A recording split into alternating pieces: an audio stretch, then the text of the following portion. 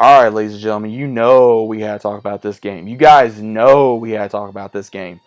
Black Myth Wukong. So as of recording this video, I did watch the last scenes of how the game's supposed to end. Now apparently it's supposed to get either 2 or 3 different endings. I am on the final boss right now, but I want to go ahead and I want to give my thoughts on this game, from the graphics to the story to the hate that this game was getting, the love that this game was getting. It was really crazy. So initially, I had no idea this game was coming out. Let me tell you guys this right now. I think I saw it one time during one of the trailers when it premiered, and I forgot about it. And then I saw it again, and I'm like, huh, what is this? And I looked more into it. I saw the trailers. I was like, okay, I'm down, because I do know some about the folktale of Sun Wukong. Now, again, I know a little bit, but I've been learning more within the past weeks that I've been playing this game. I have been rewatching a few movies that it was based on for this character, and how this character was the inspiration for Goku, which is what really drew me in more. So again, I heard of Sun Wukong before going into this game. So if you guys are a little unfamiliar, I do highly recommend you guys check out as much as you can about that character. Try before you play this game, but you will, if you do play this game, great, and you'll have a great time, but you will have some challenging times, which I'm going to get into here in a minute.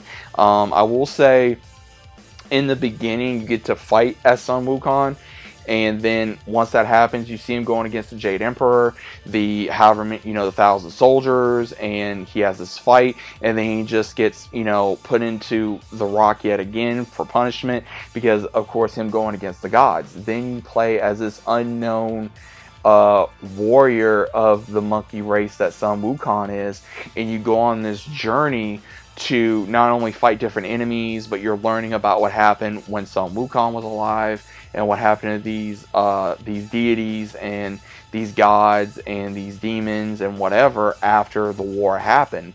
And they really kind of twisted some things around from what I read and what I heard from Journey to the West into before the Journey to the West happened. And the way it goes is he's going there's 6 chapters to this game. There's supposed to be more.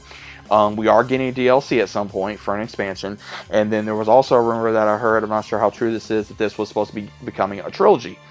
Now, playing the game, the closest way I can describe this game for games I play, a lot of people said, oh, it's like Elden Ring, oh, it's like Souls, oh, it's like God of War. The closest thing I can say is God of War, somewhat style, but it's a little different, because you do play boss after boss after boss after boss after boss. There is a lot of upgrading in this. There is a lot of choosing what to use for your abilities, from stamina to health to different spells that you gain, different transformations you gain, from your martial arts to your survival to your stances of how you use them, how powerful you become when you go up against different bosses. And it does help you later on to realize, and I haven't played the new Game Plus yet, but I do plan to, that it does help you later on. Now, again, on a side note, I did have to watch a lot of videos on how to beat certain characters, which I'll get into in a minute, what bosses gave me the most trouble up to this point. Same thing with secret bosses as well. There's a lot of secret bosses in here that I did not face, that I later faced, that I actually beat rather quickly. And I was actually shocked on that I was able to beat them as quickly as I did, because I did not think that I was going to be able to beat them, because I had issues with certain ones. Now, when I first started playing, it was very interesting. The bosses I had issues with was more along the lines of the big head baby in the first chapter, and then I had issues with the wind sage, I had issues with the bear, I had issues with the tiger vanguard. That was probably one of the hardest bosses I had issues with. I also had issues with the one in chapter 3 and 4, between the big rat boss. That was the last one in chapter 2, I believe, and then chapter 2 or 3, I had issues with the dragon. I also had issues with the one that was like the prison boss with the lights and whatever. I can't think of his name, but I can't really remember who it was. But I do remember where one of the ones that we had issues with, where there was another character that was rather interesting to play against, because when I got into chapter 4 was actually pretty easy up to the last boss.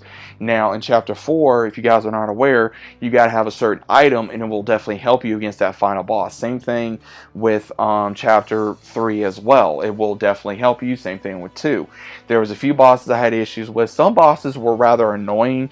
I want to say the boss in chapter 3 was more annoying than anything for the final boss. It was just one of those things where it was just the same thing over and over and over again until you finally beat him. Then chapter 4, I really enjoyed that chapter, but chapter 3 and 4 is probably my favorite out of the game, just because of the landscape, the design, the environment, being able to not only change your armor, change your staff, be able to build your staff, be able to build your stamina, your health, your mana, which was amazing. I really did enjoy that. The main thing I will say is the reason why I think some people love this game so much and why some people do not like this game is because of the challenging, because of how hard the bosses can be.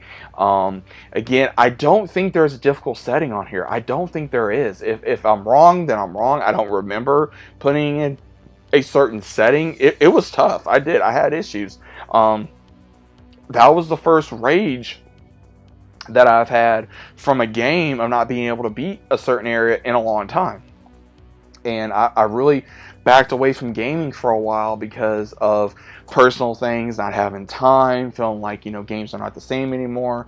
And this game, on the side note, got a lot of hate because these game journalists from IGN, all these woke idiots, all these DEI idiots, they got so enraged because of lack, female presentation here, and then other characters, when it was based on a story of a monkey, and they had beautiful female characters in here. Again, some were spiders that turned into spider women, but they were beautiful characters. Same thing with Ping Ping, who was a fox. She was a beautiful character. There were beautiful female characters in this game, and the models apparently that they used looked exactly like the characters. But yet, why can't they do it with other games?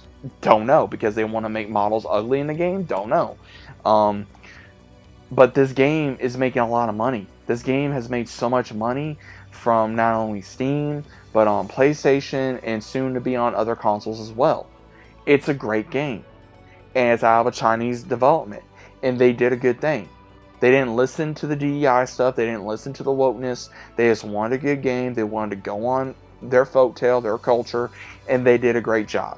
And there's a lot of people that love this game. You have celebrities playing this game. I think I saw T-Pain playing this game on his Twitch and TikTok. There's a lot of TikTok ones that was playing this game that I was playing it on there. YouTubers, Twitch stars, Steam, everything. This game was blowing up just like Hogwarts Legacy did. And this game still is. Because people want a game where it could be a good story, good characters, great graphics, great gameplay, and you got a good story, and you got a good game. And that's what's happened. You got a great game. Now, granted, was the game perfect? No, I'm not going to say the game was perfect. It did have its issues. There was a few times there was some patches that had to happen in the game. Sometimes the game was not, oh, hey, you got to go here. You really had to figure it out for yourself. Maybe that was me because I got a little lazy in that. So I had to look up a lot of different videos for tips on what to use against this boss, or what to look for, or hey, you may want to do this before you do this. That way it kind of helps you out, because again, if you do that on certain bosses, if you go into another boss fight, someone else is they're going to go up against another boss, which is going to eliminate them for you in the long run, which does happen. That happened in chapter 4, as a matter of fact. That happened when you're trying to go get a certain item. And then seeing the story of, pretty much in my interpretation from what I'm seeing, is the character you're playing, you pretty much become the new reincarnated version of Sun Wukong. And I like that. I like that story. I will say his buddy, the hog that was Garaji, I want to say how you pronounce his name. He's a very interesting character, but at the same time, he was very much worthless as an ally. There was times where he did come in handy. There was times he didn't. He caused more trouble, honestly, than anything. But again, I'm saying that more as a comedy aspect. But again, I did enjoy myself with this game. I'm still enjoying myself with this game. Just because I get angry at a game does not mean I'm not enjoying it. It's because I want to beat that character. I want to go up against this boss. I want to be able to beat this boss and show, hey, I am a gamer at the end of the day. I'm a lover for not only this type of mythology. I am a lover of, you know, this type of stuff from this culture, and I love martial arts. I love the story of Sun Wukong. I learn more about Sun Wukong. I want to know more about Sun Wukong. I'm hoping they get figures for this game, just like they did for Ghost of Tsushima, same thing with God of War. All these different things that I know Black Myth Wukong has the potential of being. And I cannot say so many good things about this game. Again, is it a perfect game? By no means it is not. It is a fun game. It is a challenging game. It can be a hard game. It's got a great story, great CGI, great animation, great voice acting, beautiful landscape, just gorgeous, gorgeous, gorgeous artwork in this game. I cannot say so much about the art in this game, from the pictures to the landscape to the armor to the weapons to the characters, by the way they look. They did so much with this game that I cannot sit here enough and say how much I loved just looking at the landscape between the snow, the sand, the mountains, the sky area, the going up against these random animals, these random enemies, you know, the wolves or rats or all these other random ones you go up against, and trying to figure out the dynamics of having to beat this boss because of their certain techniques that you're having to learn. Okay, they do this, you do this. When they do this, you do this, you know, things like that. That, you know, going back to being a gamer, that's what you did. We didn't have YouTube back then. You know, we had to write it down, or we had to memorize what to do so we could actually beat this character in a game. And that's pretty much what this goes back to. But again, guys, if you have not played Black Myth Wukong, I highly, highly, highly recommend you do. Save your money, buy it if you can. Wait on other games to go on sale if you can, depending on what kind of gamer you are. But again, if you're not used to challenging games, then I'm not sure if this would be the game for you. If you want something more challenging, then give this a shot. If you're wanting a good story, give this a shot. If you're wanting good action, if you're wanting good characters, you're wanting good story development, you want something a little different that would be somewhat similar to, let's say, Ghost of Tsushima maybe, then you'll probably get that out of this. But again, I have love and respect for both games, both companies, both set of cultures. But what do you guys think about this? Let me know down in the comments. Are you guys a fan of Black Myth Wukong? Are you a fan of the actual folktale hero of Sun Wukong? Let me know you guys' thoughts about it down in the comments. Hope you guys enjoyed. If you guys did, leave a like, subscribe to the channel, share this video out there. It'll hopefully help the channel out, help get some more of subscribers like yourselves that like Black Myth Wukong like I do, Sun Wukong, and gets more good encouragement and good positive feedback from this game. But what do you guys think about it? Again, let me know, and I'll see you as always on the next one.